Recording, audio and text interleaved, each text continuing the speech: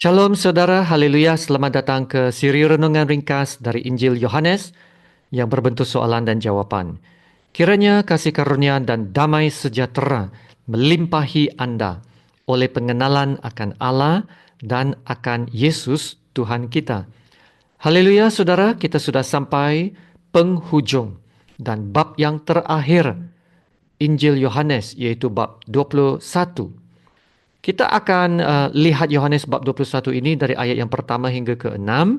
Dengan tajuk ini masih menanti-nantikan jawapan doa. Mari kita baca dari ayat yang pertama. Kemudian, Yesus menampakkan diri lagi kepada murid-muridnya di pantai Danau Tiberias. Dan ia menampakkan diri sebagai berikut. Di pantai itu berkumpul Simon Petrus, Thomas yang disebut Didimus, Nathaniel dari Kana yang di Galilea, anak-anak Zebedius, dan dua orang muridnya yang lain. Kata Simon Petrus kepada mereka, "Aku pergi menangkap ikan." Kata mereka kepadanya, "Kami pergi juga dengan engkau." Mereka berangkat lalu naik ke perahu. Tetapi malam itu mereka tidak menangkap apa-apa. Ketika hari mulai siang, Yesus berdiri di pantai. Akan tetapi murid-murid itu tidak tahu bahawa itu adalah Yesus. Kata Yesus kepada mereka, "Hai anak-anak, adakah kamu mempunyai lauk pauk?" Jawab mereka, "Tidak ada." Maka kata Yesus kepada mereka, "Tebarkanlah jalamu di sebelah kanan perahu, maka akan kamu peroleh." Lalu mereka menebarkannya dan mereka tidak dapat menariknya lagi kerana banyaknya ikan. Demikianlah firman Tuhan. Murid-murid Yesus telah bertolak dari Yerusalem ke Galilea.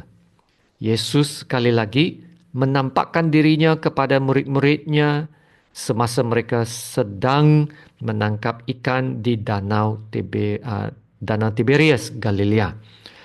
Jadi mari kita lihat soalan edisi ini. Apa yang murid-murid Yesus mahu lakukan? Kenapakah mereka lakukan kegiatan tersebut? Dan adakah mereka telah mencapai tujuan mereka? Adakah Yesus bersama mereka apabila mereka melakukan kegiatan tersebut? Petrus mengajak 6 murid yang lain untuk pergi menangkap ikan. Inilah pekerjaan lama mereka. Mereka belum lagi menerima pencurahan Roh Kudus yang dijanjikan untuk pelayanan yang seterusnya. Nah, dari catatan Matius 28 ayat 10 dan Matius 26 ayat 32 ini, kita tahu bahawa Yesus telah memberitahu mereka bahawa selepas kebangkitannya dari kematiannya, Yesus akan berjumpa mereka di Galilea. Kita baca Matius 28 ayat 10 ini. Maka kata Yesus kepada mereka, "Jangan takut. Pergi dan katakanlah kepada saudara-saudaraku supaya mereka pergi ke Galilea dan di sanalah mereka akan melihat aku." Dan Matius 26 ayat 32, "Akan tetapi sesudah aku bangkit, aku akan mendahului kamu ke Galilea." Jadi, murid-murid Yesus telah pergi ke Galilea untuk menunggu kedatangan Yesus.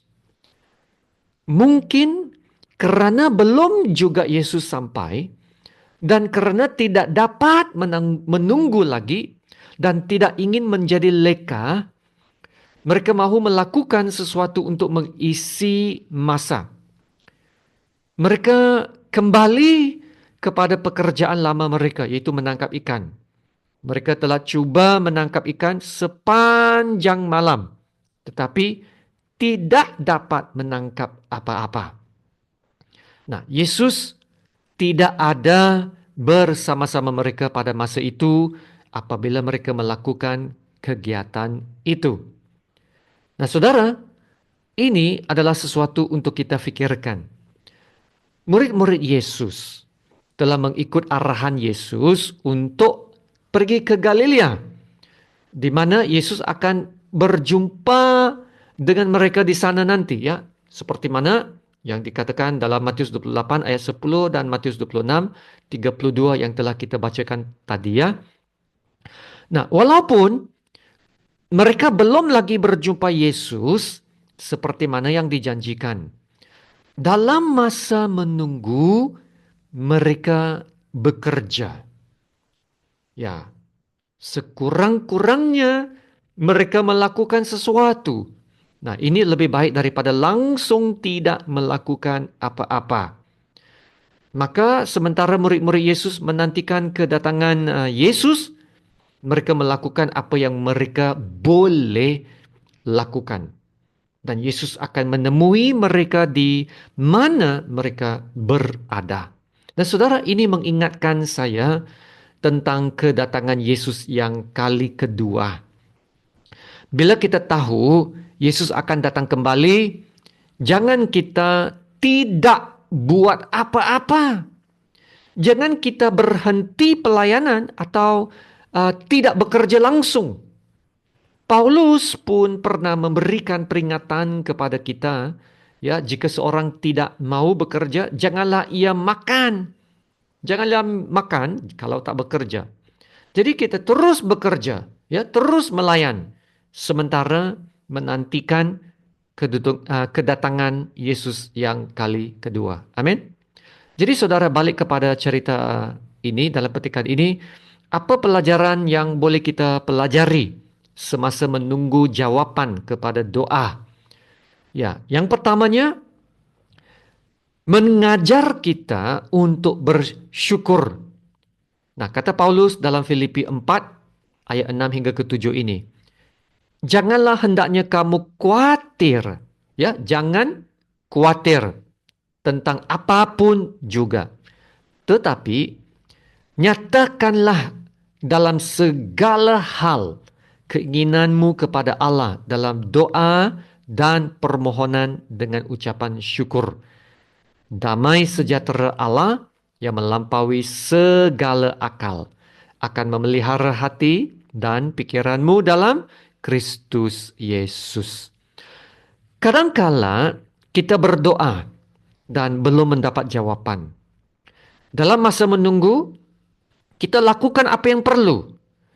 Ya, kita hidup dari sehari ke sehari dan jangan rasa khawatir. Jangan rasa bimbang, jangan rasa takut atau gelisah sehingga kita tidak dapat berbuat apa-apa. Sebaliknya, selepas kita berdoa, kita bersyukur, ya. Kita bersyukur Tuhan mendengar doa kita dan Tuhan akan bekerja walaupun kita belum menerima jawabannya. Ya, live a day at a time. Lakukan apa yang perlu. Dan kita serahkan segala hal kepada Tuhan dalam doa dan permohonan dan terus hidup dalam damai Allah. Ya, jangan biarkan masalah itu mengganggu hati dan pikiran kita, tetapi damai sejahtera Allah memelihara hati dan pikiran kita. Amin. Dan yang keduanya, ia mengajar kita kesabaran dan ketekunan. Ya saudara, masa menunggu itu adalah masa pembentukan iman kita. Membentuk iman kita. Apabila doa belum terjawab, ya tidak bermaksud Tuhan tidak mendengar. Tuhan pasti mendengar setiap doa anak-anaknya yang berseru kepadanya. Ya, dalam masa menanti-nantikan jawaban kepada doa kita adalah masa kita belajar untuk bersabar. Bersabar. Ya, sabar. Dan adakah kita tetap setia dan bertekun dalam doa? Yang ketiga, mengajar ketergantungan pada Tuhan. Masa menunggu jawaban kepada doa juga adalah latihan untuk belajar melepaskan kawalan dan menyerahkan sepenuhnya kepada Tuhan. Ya, seperti mana Amsal 3 ayat 5 dan 6 ini mengingatkan kita, percayalah kepada Tuhan dengan segenap hatimu dan janganlah bersandar kepada pengertianmu sendiri.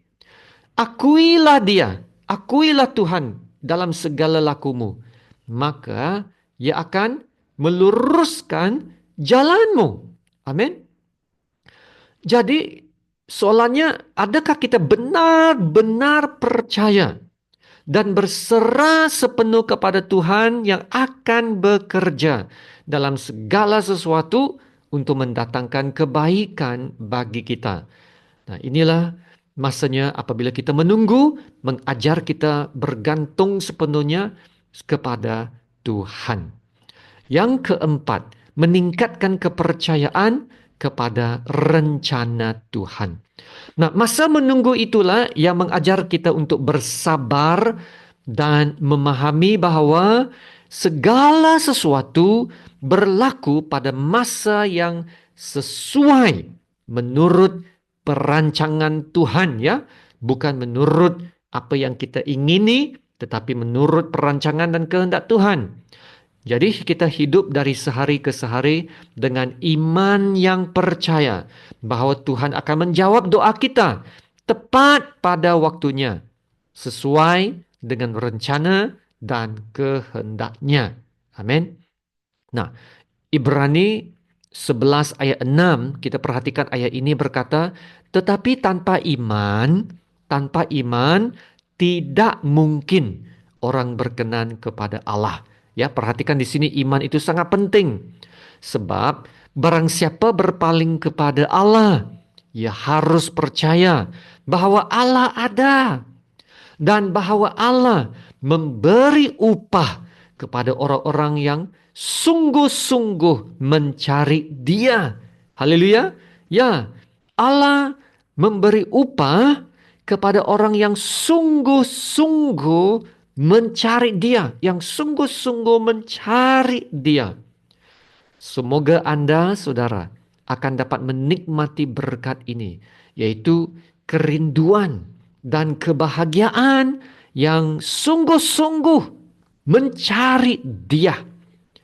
Jadi yang kelima ialah memperdalamkan perhubungan dengan Tuhan. Semuanya ini, itu masa menanti-nantikan Tuhan, adalah masa untuk kita memperdalamkan lagi perhubungan kita dengan Tuhan. Nah, itulah yang terjadi dengan Daud. Sebelum Daud menjadi raja mengganti Raja Saul, Daud harus menghadapi pelbagai ujian. Masa menunggu Daud itu penuh dengan begitu banyak cabaran.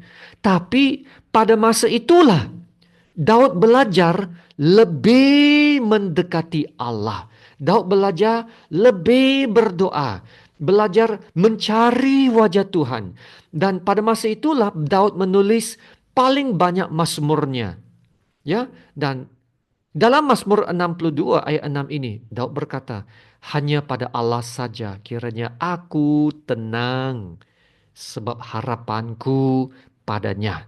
Wow, saudara, kita perhatikan.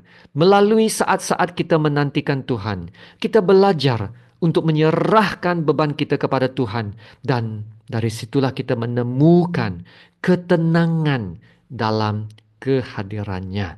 Ya, memperdalamkan perhubungan dengan Tuhan.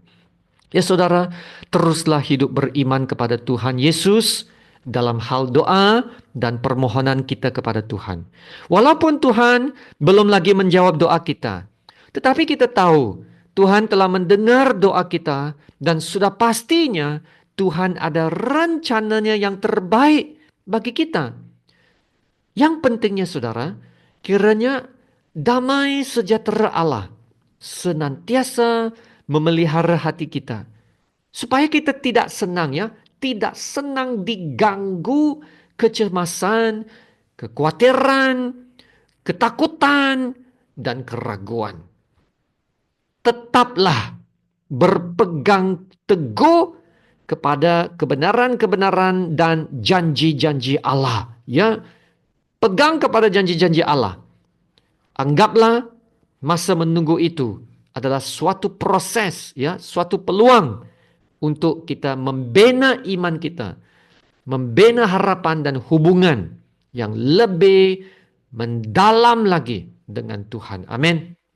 Ingatlah Ibrani 11 ayat 6 ini. Tetapi tanpa iman tidak mungkin orang berkenan kepada Allah. Sebab barang siapa berpaling kepada Allah, ia harus percaya bahwa Allah ada dan bahwa Allah memberi upah kepada orang yang sungguh-sungguh mencari Dia. Ya saudara, sungguh-sungguh mencari Dia. Haleluya, terima kasih Tuhan. Mari kita berdoa. Bapa kami yang di surga, terpujilah Allah Bapa yang teragung dan yang tertinggi. Engkau yang disembah, yang dimuliakan, dan yang dipuji di atas segala-galanya. Terima kasih Bapa untuk firman-Mu. Engkau Allah Bapa yang baik. Allah Bapa yang baik. Selalu mendengar doa kami dan menjawab doa kami sesuai dengan rencana-Mu yang terbaik. Terima kasih Bapa. Engkau yang tidak meninggalkan kami dan sentiasa menyertai kami dan memperhatikan kami. Engkaulah gembalaku yang baik, tak kekurangan aku. Ya Bapa, kami harus sentiasa ingat janji-janji-Mu, tetap percaya dan menunjukkan pandangan kami kepada Tuhan Yesus. Ya Bapa, sesuai dengan firman-Mu, kiranya Tuhan tetap menunjukkan hati kami kepada kasih Allah dan kepada ketabahan Yesus Kristus. Dan semoga Allah, sumber damai sejahtera, akan menguduskan dan memelihara roh, jiwa dan tubuh kami sehingga kami terpelihara sempurna dengan tak bercacat pada kedatangan Yesus Kristus Tuhan kita. Haleluya. Terima kasih Bapa. Dalam nama Tuhan Yesus yang termulia, kami berdoa dan ucap syukur. Amin. Sama-sama kita menerima berkat Tuhan. Tuhan memberkati engkau dan melindungi engkau. Tuhan menyinari engkau dengan wajahnya dan memberi engkau kasih karunia-Nya. Dan Tuhan menghadapkan wajahnya kepadamu dan memberi engkau damai sejahtera. Amin.